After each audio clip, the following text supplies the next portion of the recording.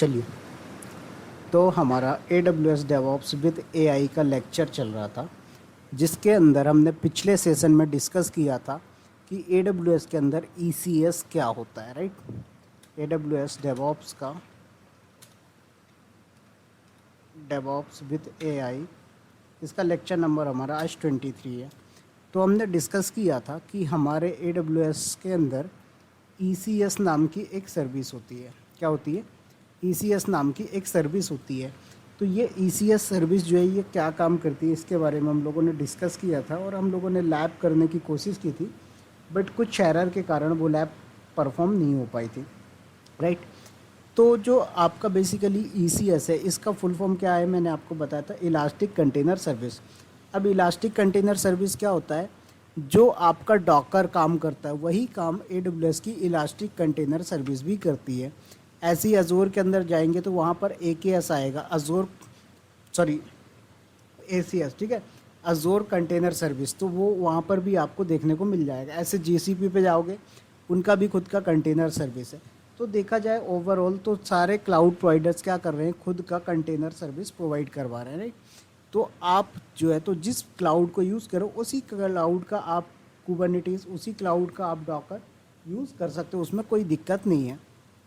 तो इसके अंदर मैंने आपको बताया था कि जब आप ECS का यूज़ करते हो तो इसके अंदर क्या होता है कि आपको इंफ्रास्ट्रक्चर वगैरह मैनेज करने की ज़रूरत नहीं पड़ती, क्योंकि आपका जो ECS है उसमें ऑप्शन मिलता है आपको AWS के फारगेट का। क्या मिलता है? AWS के फारगेट का ऑप्शन मिलता है। तो उस फारगेट का यूज़ करके आप लोग क्या कर सकते हो, मार्केट में जो है तो ECS AWS की सर्विस को यूज़ कर सकते हो। तो चलिए आते हैं, सबसे पहले आज हम क्या करने वाले हैं, एक Nginx का कंटेनर डिप्लॉय करेंगे AWS ECS सर्विस का यूज़ करके, और फारगेट यूज़ करेंगे हम उसके अंदर। और जो Nginx का डिफ़ॉल्ट पेज होता है वो वेब ब्राउज़र से यूज़ करेंगे, मतलब एक्सेस करेंगे पब्लिक IP का यूज़ करके, ठीक है। तो चलिए आते हैं ज़रा यहाँ पर और अपने AWS अकाउंट पे आएंगे। यहाँ पर सर्च करना है आपको ECS। क्या करेंगे आप? सर्च करेंगे ECS, तो इलास्टिक कंटेनर सर्विस नाम से आपको मिल जाएगा।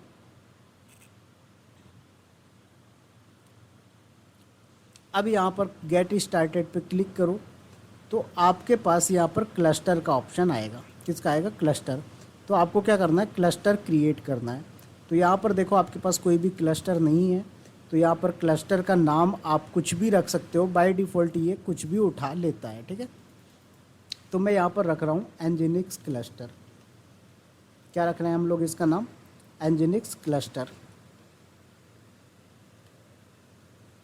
उसके बाद यहाँ पर इंफ्रास्ट्रक्चर में 3 मोड आते हैं। आज अपन सिर्फ AWS फारगेट वाला ऑप्शन देखने वाले हैं। आगे मतलब कल जो है हम देखेंगे यहाँ पर forget and manage instance, forget and self manage instance. कल हम ये दोनों ऑप्शन देखेंगे। तो हम बात कर रहे हैं फारगेट ओनली की। फारगेट ओनली में क्या होता है कि आपको कोई भी सर्वर प्रोविजनिंग या फिर पैच अपडेट कुछ भी करने की ज़रूरत नहीं पड़ेगी। सारा कुछ कौन हैंडल करेगा? AWS हैंडल करेगा। तो हम यहाँ पर फारगेट लेके चल रहे हैं।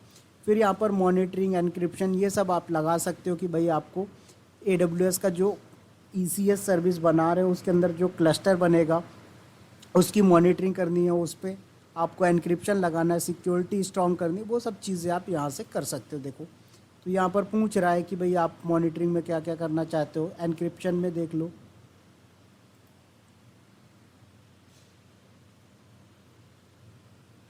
तो नॉर्मली हमने क्या किया, एक क्लस्टर क्रिएट कर दिया, ठीक है।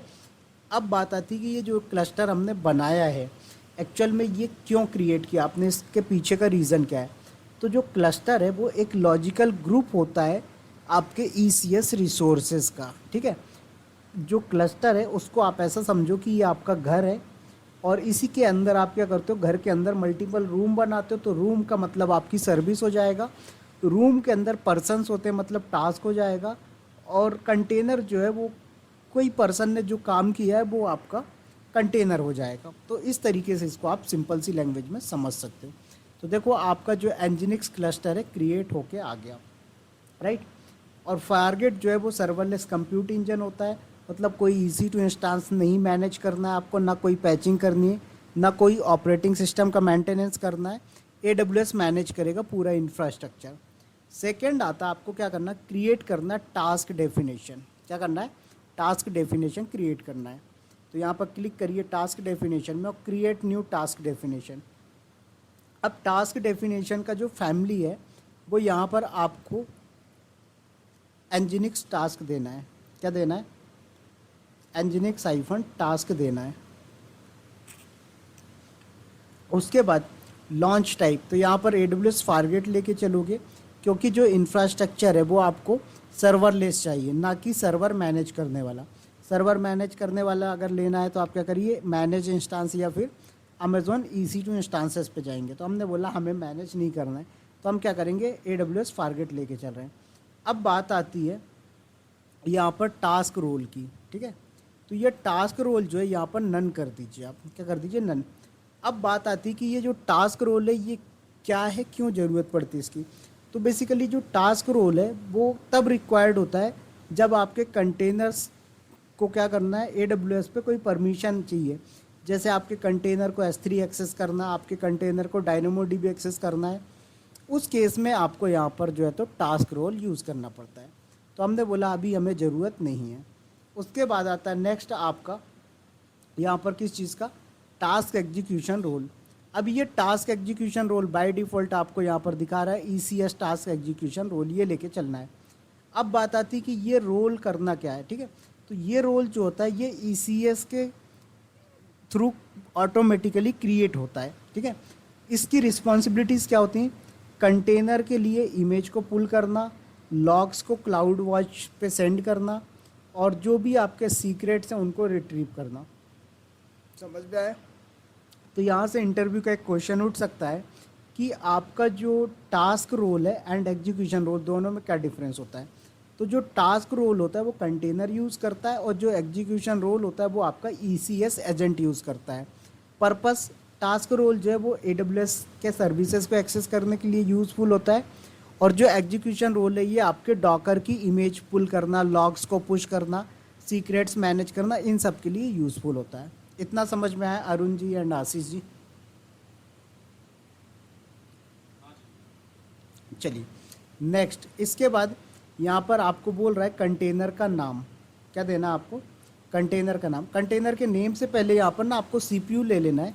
तो यहाँ पर 0.25 ले लो, तो इससे क्या होगा कि बहुत कम चार्जेस जनरेट होंगे। तो हमने यहाँ पर 0.25 का CPU लिया है, 0.5 GB का मेमोरी आपके पास आ गया है। उसके बाद नेक्स्ट आपको क्या करना है, कंटेनर पे आ जाना है डायरेक्टली। यहाँ पर कंटेनर का नेम दे दो। तो कंटेनर का नाम जैसे मैं दे देता हूँ एंजिनिक्स। क्या दे दिया हमने, कंटेनर का नाम एंजिनिक्स। इमेज, तो देखो यहाँ पर आप जिस इमेज को यूज़ करना चाहते हो ना उसका नेम दे दो। तो जैसे हम यूज़ करना चाहते हैं एंजिनिक्स का लेटेस्ट, क्या करना चाहते हैं, एंजिनिक्स का लेटेस्ट वर्जन यूज़ करना चाहते हैं, तो हमने यहाँ पर दे दिया एंजिनिक्स कॉलन लेटेस्ट, ठीक है। तो ये क्या करेगा, उस इमेज को पुल कर लेगा, कहाँ से, डॉकर हब से, ठीक है। उसके बाद अब यहाँ पर आता है कि आपका पोर्ट मैपिंग। तो आप जैसे इसको पोर्ट मैपिंग 80 के साथ मैप कर रहे हो, तो कंटेनर का 80 पोर्ट मैप अगर मैप कर रहे हो, कनेक्ट कर रहे हो, तो आपको जब पब्लिक IP से एक्सेस करना तब पोर्ट नंबर नहीं देना। बट यहीं पर अगर आप 2026 दे देते हो तो आपको पब्लिक IP के साथ साथ जो है तो पोर्ट नंबर भी डिफाइन करना पड़ेगा। तो अभी हमने बोला कि हम 80 ही पोर्ट नंबर लेके चल रहे हैं, ठीक है।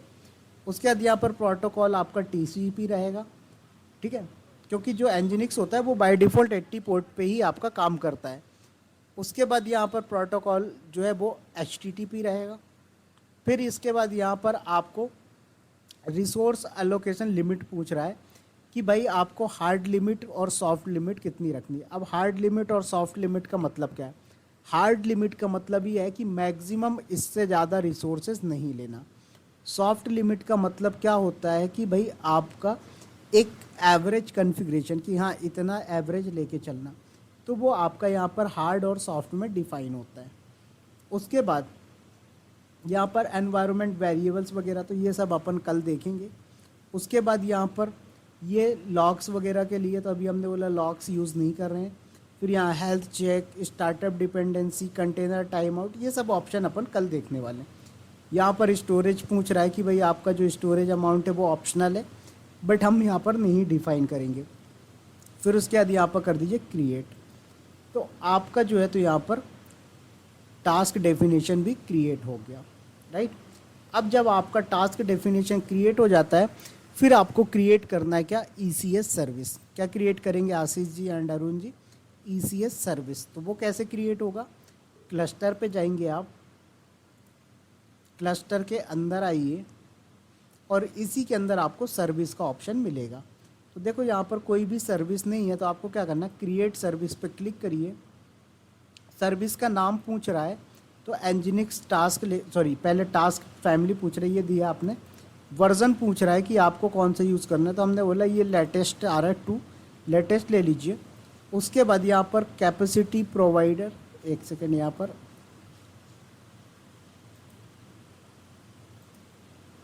ठीक है, इसका नाम पूछ रहा है सर्विस नेम। तो जैसे मैं यहाँ पर सर्विस नेम जो है एनजिनिक्स हाइफन सर्विस दे देता हूँ, ठीक है। फिर उसके बाद यहाँ पर बोल रहा है कंप्यूट ऑप्शन, तो आपको क्या करना है, यहाँ पर लॉन्च टाइप लेके चलना है।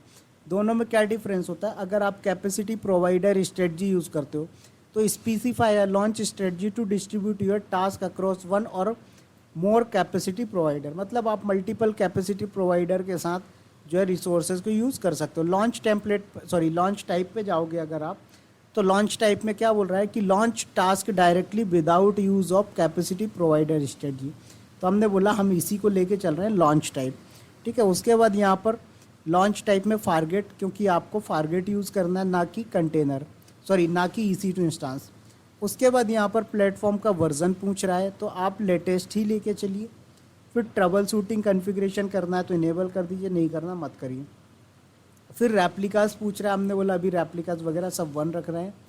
फिर यहाँ नेटवर्किंग पे आएंगे, यहाँ पर BPC ये सब चूज़ करेंगे।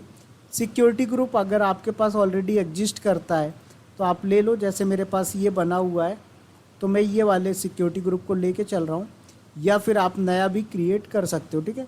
तो यहाँ पर जैसे सिक्योरिटी ग्रुप का नाम दे दो, तो मैंने MySG दे दिया। यहाँ पर टाइप में आएंगे, हम ऑल ट्रैफिक दे रहे हैं। उसके बाद यहाँ पर सोर्स में एनीवेयर, तो ये वैसे ही है जैसे आप EC2 इंस्टांस पे सिक्योरिटी ग्रुप को परमिशन वगैरह अलाउ डिनाई करते थे। फिर यहाँ पर सर्विस कनेक्ट, सर्विस डिस्कवरी, ये सब ऑप्शन आते हैं, वॉल्यूम वगैरह ये सब अपन बात करेंगे, ठीक है। तो यहाँ पर आप कर दीजिए क्रिएट, और ये थोड़ा सा 1 से 2 मिनट का टाइम लेगा, इस पर वेट करना आपको, ठीक है। अब इस ECS के अंदर क्या क्या आता है मैं वो चीज़ें आपको समझा देता हूँ। देखिए, एक तो आपका नेटवर्क का कॉन्सेप्ट आता है जो कि अपन कवर करेंगे। उसके बाद वॉल्यूम का कॉन्सेप्ट आता है कि भाई स्टोरेज वॉल्यूम क्या होते हैं, ये सारी चीज़ें अपन कवर करेंगे। उसके बाद यहाँ पर जो है तो आपको क्या करना है, नेटवर्क हो गया, वॉल्यूम हो गया। उसके बाद एक और कोई सा टॉपिक है जो याद नहीं आ रहा है। ओके, सो 1 मिनट, एक मुझे याद नहीं आ रहा है।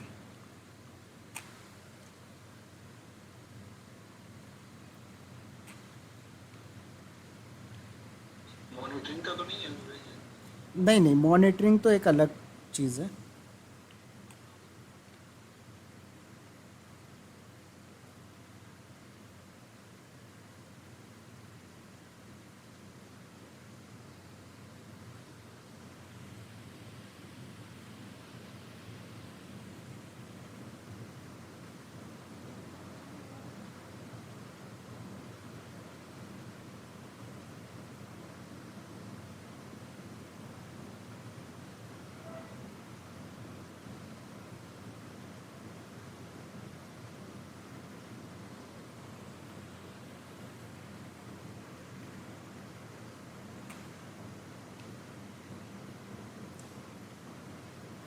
याद नहीं आ रहा है मुझे अभी वो वाला टॉपिक।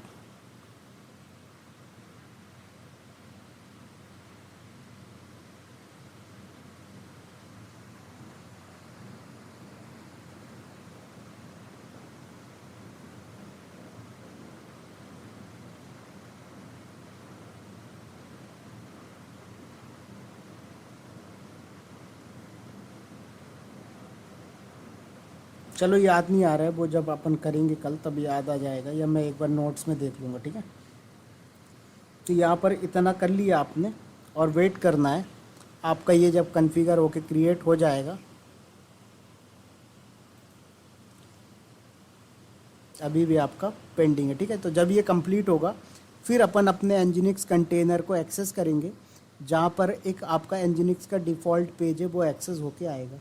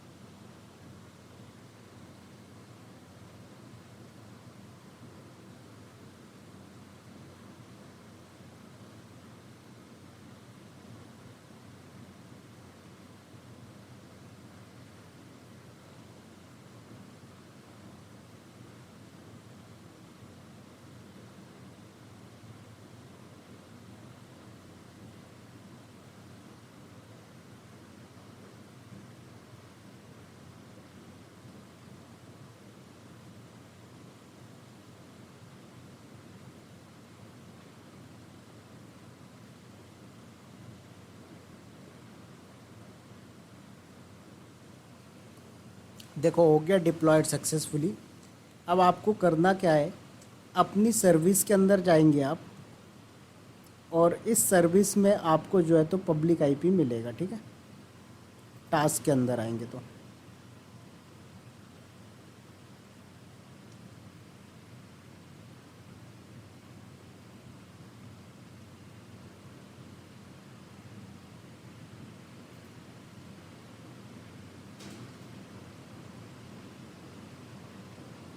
देखो यहाँ पर पब्लिक आईपी मिल गया आपको। इस पब्लिक आईपी को उठाइए, आप कॉपी करिए और यहाँ पर आके कर दीजिए ब्राउज़र पे पेस्ट। तो आपको देखो वेलकम टू एनजीनिक्स का पेज आ गया। अब ये जो वेलकम टू एनजीनिक्स वाला जो पेज आप एक्सेस कर रहे हो, जो पेज आप देख पा रहे हो, ये पेज कोई आपका कंटेनर कोई सर्वर से नहीं आ रहा है, ये आपके कंटेनर पे रन हो रहा है, कंटेनर से आपका ये पेज एक्सेस हो पा रहा है, ठीक है। तो यहाँ पर आपका जो एनजीनिक्स है बाय डिफ़ॉल्ट 80 पोर्ट पे रन हो रहा है, तो आपने यहाँ पर 80 पोर्ट को मैप कर रखा था, इसलिए ये एक्सेस हो रहा है। बट अगर आप कोई कस्टम पोर्ट पे एक्सेस करवाना चाहते हो तो कस्टम पोर्ट पे भी एक्सेस हो सकता है, ठीक है। तो उसके लिए वो चीज़ अपन आगे देखेंगे। इतना सभी को समझ में आया क्या?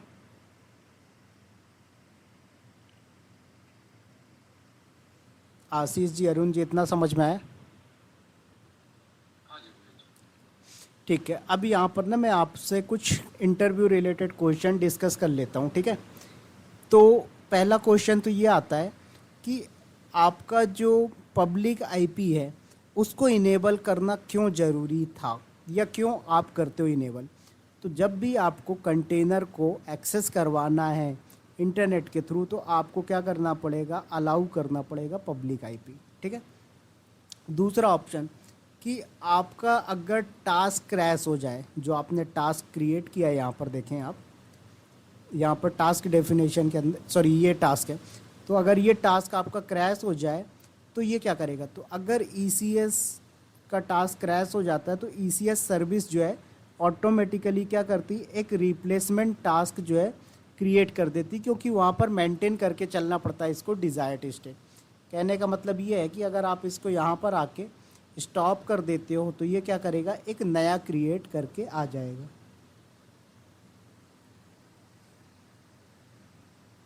समझ में आया? लेकिन यही चीज़ अब अगर आप डॉकर के अंदर जाते हो तो डॉकर के अंदर ये चीज़ आपको नहीं मिलेगी। देखो डॉकर ये भी है वो भी है, बट वो ओपन सोर्स डॉकर है और ये आपका AWS का डॉकर है। तो AWS क्या बोलता है कि भाई सारी चीज़ें मैं मैनेज करके चल रहा हूँ, सारी रिस्पॉन्सिबिलिटीज़ मैं लेके चल रहा हूँ। लेकिन वहाँ पर क्या होता है कि वहाँ पर आपको मैनेज करना पड़ता है कि भाई आपका कंटेनर क्रैश हो गया तो क्या करोगे। तो वो सारी चीज़ें आपकी रिस्पॉन्सिबिलिटीज़ में आ जाती हैं। समझ में आया? हाँ जी हाँ जी। ओके। अब यहाँ पर आप लोगों के सामने कुछ क्वेश्चंस रख रहा हूँ, मतलब सिनारियोज हैं कि अगर मान लीजिए जो आपका डॉकर है, मैंने आपको डॉकर क्या होता है ये बताया था। देखो सपोज दैट ये आपका सर्वर है, इस सर्वर के ऊपर आपने क्या किया, डॉकर रन करवा दिया, राइट। तो मैंने बोला ये मेरा कंटेनर रन हो रहा है, डॉकर कंटेनर रन हो रहा है। अब इस डॉकर के अंदर आपको कोई सॉफ्टवेयर इंस्टॉल करनी, कोई फाइल डाउनलोड करनी, कैसे करोगे? तो अगर मैं बात करूं ओपन सोर्स डॉकर की, तो ओपन सोर्स डॉकर के अंदर हम क्या करते हैं, डॉकर अटैच और कंटेनर की आईडी। तो डॉकर कंटेनर जब आप क्रिएट करते हो तो कंटेनर को एक आईडी मिलती है, तो वो आईडी आपने यहाँ पर दे दिया, तो वो XYZ जो भी है वो आईडी के थ्रू आपका क्या होगा, कंटेनर पे आप लॉगिन कर जाओगे और वो कंटेनर पे आपका काम स्टार्ट हो जाएगा। लेकिन यही चीज़ आपसे बोली जाए कि भाई AWS का जो कंटेनर है ECS, इसके अंदर कैसे करोगे? बताइए, कोई आइडिया, कुछ मतलब थोड़ा खुद से गेस करो क्या पॉसिबिलिटीज हो सकती है। तो इसमें भी कंटेनर की आईडी लेके नहीं कर सकते? यहाँ पर आप देखो ना, कंटेनर आईडी नहीं मिलती आपको, टास्क आईडी मिलती है। दिख रहा है यहाँ पर कहीं पर कंटेनर आईडी? टास्क आईडी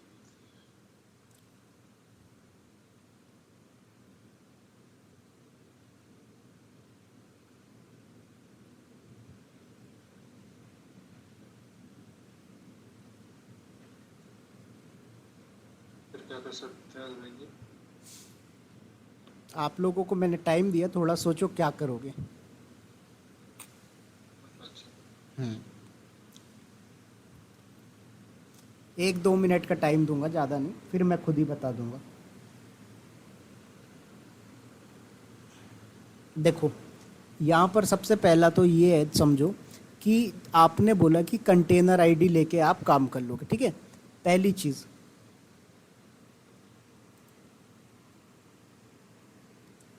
यहाँ पर कोई भी कंटेनर आईडी ही नहीं मिली, ठीक है आपको। दूसरी चीज़, अगर कंटेनर आईडी मिल भी जाएगी तो आप डायरेक्ट काम नहीं कर पाओगे। क्यों? क्योंकि भाई आपके पास जो सर्वर है उस पर डॉकर का पैकेज इंस्टॉल होगा, तभी डॉकर की कमांड चलेंगी। तो देखा जाए तो यहाँ पर ये पॉसिबिलिटीज़ नहीं है। तो क्या करोगे? तो AWS क्या बोलता है कि भैया अगर आपको ना कमांड चलाना है तो आपको यहाँ पर ECS EXE जो ऑप्शन है उसको इनेबल करना पड़ेगा। क्या करना पड़ेगा? ECS EXE, ठीक है। क्या बोला मैंने? ECS EXE, EXE, हाँ EXEC, ठीक है। ये आपको इनेबल करना पड़ेगा। अगर ये इनेबल आपने नहीं किया तो आपका काम नहीं होगा, इनेबल कर दिया तो आपका काम बन जाएगा, ठीक है। तो बात आती है ये ऑप्शन मिलता कहाँ है? तो ये मिलेगा आपको टास्क के अंदर। कहाँ पर मिलेगा? टास्क के अंदर। तो ये टास्क पे क्लिक करिए, इसमें आपको कॉन्फ़िगरेशन का ऑप्शन मिलेगा। दिख रहा है कहीं पर कॉन्फ़िगरेशन का ऑप्शन? ये तो लॉग कॉन्फ़िगरेशन है।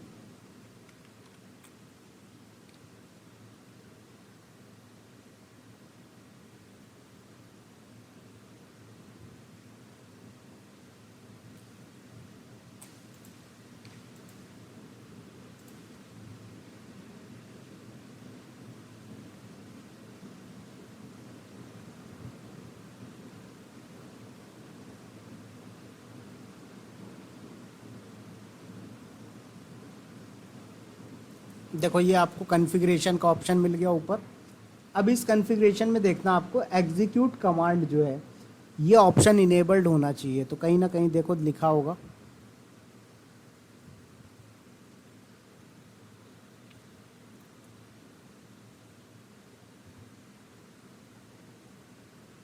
देखो क्या बोल रहा है, ECS EXE जो ऑप्शन मैंने बताया ये क्या हो रखा है, ये आपका डिसेबल्ड है, टर्न ऑफ है, इसको इनेबल करना है। तो इनेबल कैसे करोगे ये आपके लिए इम्पोर्टेंट है, ठीक है।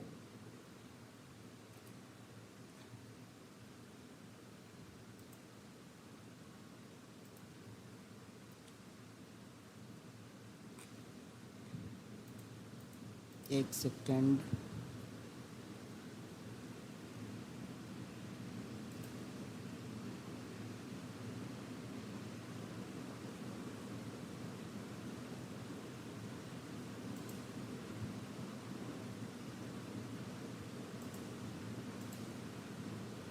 ऑप्शन कहीं दिख रहा है आपको? एडिट का ऑप्शन आ ही नहीं रहा है यहाँ पर।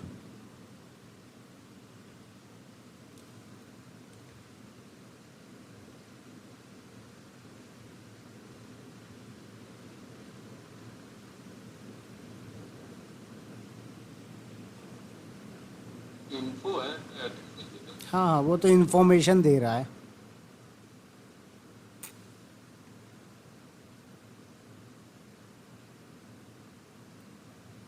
एक मिनट, चलो इसको ना दूसरे तरीके से करना पड़ेगा। मैं सोच रहा था शायद ये इसका फीचर अपडेट कर दिया होगा, बट नहीं किया। तो आपको कुछ नहीं करना, क्लस्टर के अंदर आइए। क्लस्टर के अंदर आपको सर्विस का ऑप्शन मिलेगा, ठीक है। इस सर्विस पे आओ, इसमें अपडेट का ऑप्शन मिलेगा, अपडेट सर्विस, ठीक है।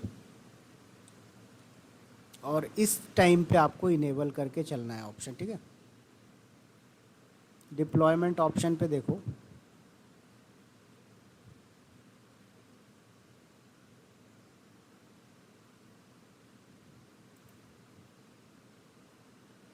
कहीं पर दिखा आपको?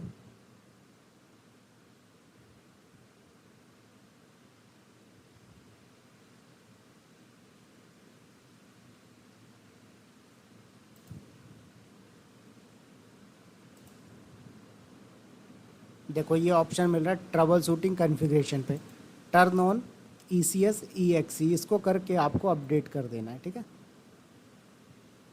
क्या बोल रहा है? अब valid task role ARN is required. ये कहाँ पर रिक्वायर्ड हो गया भाई इसको?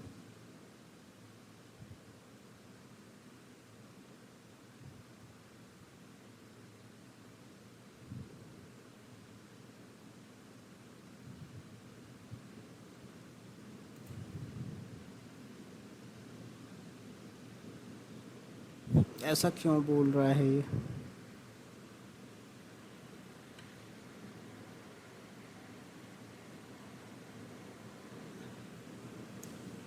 यहाँ पर तो और कोई ऑप्शन भी नहीं दिख रहा है ऐसा कि आपको इनेबल करना पड़े।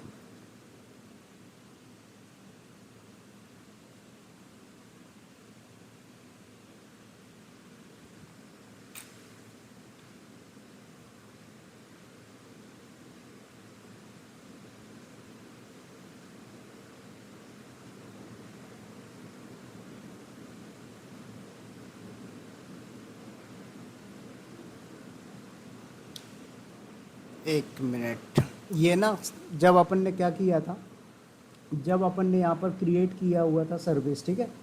तो उस टाइम पे जब आप सर्विस क्रिएट कर रहे थे टास्क रोल, राइट, तो वहाँ पर आपने परमिशन नन कर दिया था, वो इस वजह से नहीं ले पा रहा है, मुझे यही लग रहा है।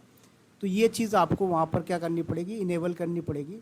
तो कोई नहीं, इसको छोड़ दो, ये अपन कल देखेंगे, ठीक है, कि आप इसको कैसे अपडेट कर सकते हो, कैसे कमांड्स एग्जीक्यूट कर सकते हो। फिर उसके बाद इसके अंदर वॉल्यूम का फीचर कैसे आप इनेबल कर सकते हो, नेटवर्क का कॉन्सेप्ट कैसे इम्प्लीमेंट कर सकते हो। उसके बाद यहाँ पर जो deployment strategy, canary deployment, blue green deployment, rolling update, ये सारी चीज़ें अपन डिस्कस करेंगे।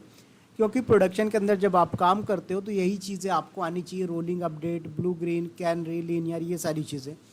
क्योंकि आपको नॉर्मल एक कंटेनर बनाना बस आपका काम नहीं होगा। अगर कंटेनर बनाना बस काम होता तो आजकल टाइम पर हर कोई डेवऑप्स इंजीनियर बन के बैठा होता, ठीक है। तो कल ये सारी चीज़ें अपन इसके अंदर देखेंगे कि कैसे करते हैं, वॉल्यूम, नेटवर्क, ये सारी चीज़ें। समझ में आया आशीष जी एंड अरुण सर? चलिए ठीक है, तो अभी के लिए मैं क्या करता हूँ, ये जो मेरा क्लस्टर बना है इसको मैं डिलीट कर देता हूँ। कल वापस से अपन क्रिएट कर लेंगे और कल इसके अंदर अपन वो कमांड वगैरह एग्जीक्यूट करना भी देखेंगे, ठीक है। ओके, सो थोड़ा